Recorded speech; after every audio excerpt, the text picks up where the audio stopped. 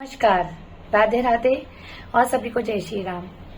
आज ये मैंने वीडियो इसलिए बनाई है कि मुझे कुछ आप समाज के लोगों से एक मुझे एडवाइस चाहिए, जो मुझे लगता है कि आप अच्छी एडवाइस देंगे। मुझे नीचे कमेंट प्लीज लिख करके दीजिएगा। मैं आप लोगों से ही इसलिए कमेंट मांगना चाह रही हूँ, एक सलाह लेना चाह रही हूँ, क्योंकि हमारे माता पिता इस दुनिया में नहीं है जो हमेशा बड़े ही सलाह देते हैं। मेरी समस्या ये है कि क्या बेटी होना पाप है या बेटी होना एक श्राप है?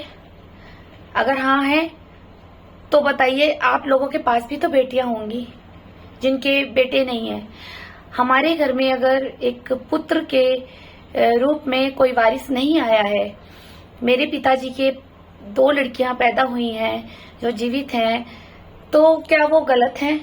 क्या मेरे पिताजी की इसमें जिम्मेदारी बनती थी कि वो पुत्र ही लाए, कि बेटियां क्यों लाए? वो दुनिया में नहीं है तो क्या वो इसलिए उनकी संपत्ति पे ये कहा जाता है कि बेटियां वारिस नहीं होती है?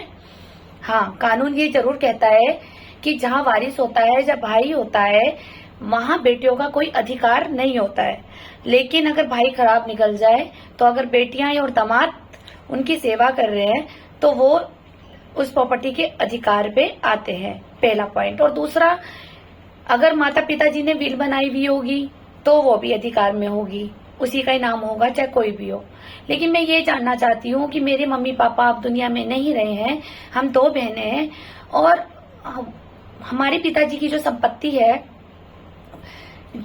मोती बाजार की, नींबू घेर की, तो उसमें ये कहा जाता है, कुछ भू माफिया टाइप के लोग हैं उस मोहल्ले में भी हैं और उस मार्केट में भी हैं, ये कहा जाता है कि बेटियां वारिस नहीं होती है। हमारे कान तक ये बात है बार बार पहुंच दी गई है। अगर मैं ये पूछना चाहती हूँ कि अगर हमारे घर में बेटियां ही पैदा हुई है तो क्या वो पिता गलत था, या फिर जो हमारे नरेंद्र मोदी जी बोलते हैं कि बेटी बचाओ और बेटी पढ़ाओ, तो फिर उनके मौलिक अधिकार क्यों छीने जा रहे हैं बेटियों के?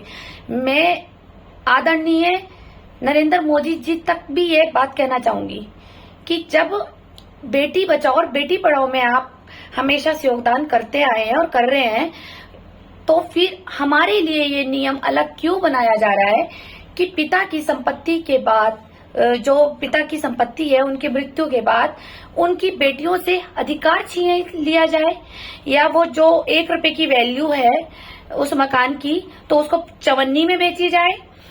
और कुछ भूमाफियों के कहना है कि हम उस प्रॉपर्टी से पीछे हट जाए, तो क्या कर देना चाहिए? क्या इन भूमाफियों को मुझे फ्री में दे देना चाहिए?